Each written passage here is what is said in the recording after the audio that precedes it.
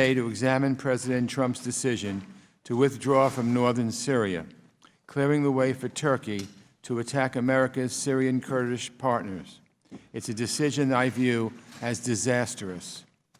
To our witnesses, welcome to the Foreign Affairs Committee, welcome to members of the public and the press, and thank you to our friends from C-SPAN who are broadcasting this important proceeding.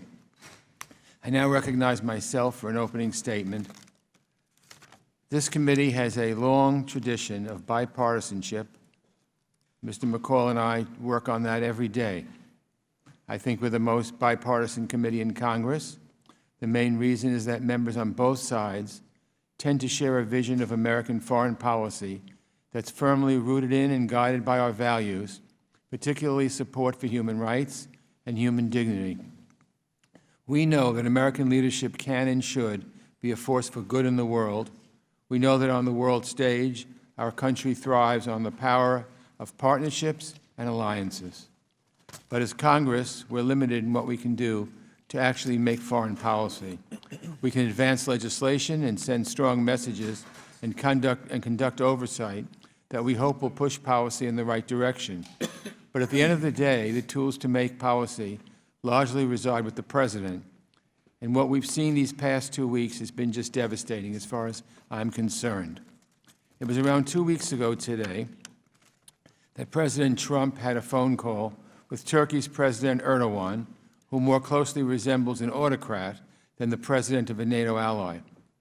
Despite the administration's spin, we all know that Trump gave Erdogan the green light to charge into northern Syria. What followed was completely predictable for anyone who's paid attention to the Middle East. A brutal campaign of violence against the Syrian Kurds, our partners who courageously stood alongside us in the fight against ISIS. All the worst-case scenarios we imagined played out at stunning speed. To start, the betrayal of our Kurdish partners. We handed them over to be slaughtered and ethnically cleansed from a region where they've lived for generations, with no warning and for no good reason. How could the United States do something so senseless, so disgraceful, so contrary to our values? What message does it send to our other partners and allies, to our adversaries, to our brave men and women in uniform who served alongside the Kurds?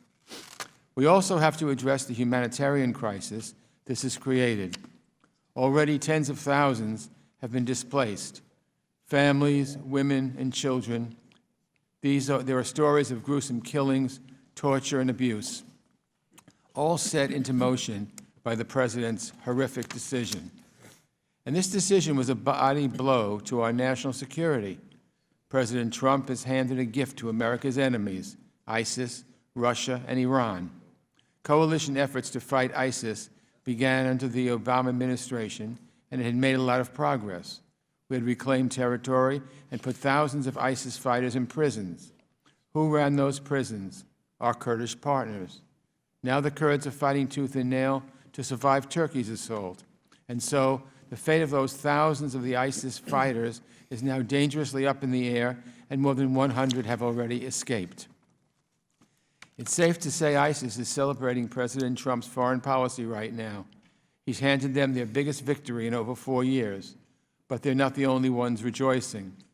Assad regime forces in Syria, backed by Iran and Russia, are now filling the vacuum left by America's withdrawal. To see Russian-backed forces triumphantly moving in, taking over our American bases, it's just disgraceful, it hurts, it's embarrassing, and Putin knows it. And for all these disastrous effects of Trump's initial decision, President's actions to try to paper over this mistake has only done more damage. Last Thursday, the administration announced that they had negotiated a quote-unquote ceasefire with Turkey. This is a pattern of President Trump's presidency. He likes to play the part of the fireman when really he's the arsonist who started the fire in the first place. I know Mike Pence, Vice President, worked hard on this, but it was impossible to put out the fire.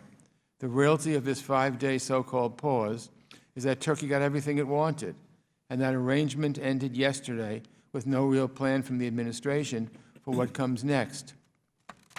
This is the worst example I've seen of what I call this administration's fly-by-the-seat-of-your-pants foreign policy. 1 minute, the president's shouting from the rooftops that he's fine with what Turkey is doing.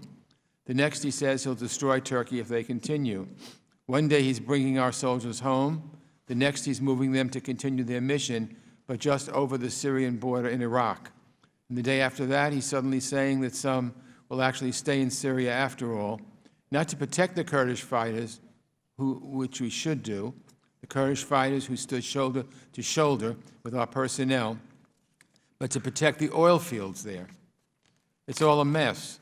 There's only one thing that's certain here: the president yet again has created a disaster.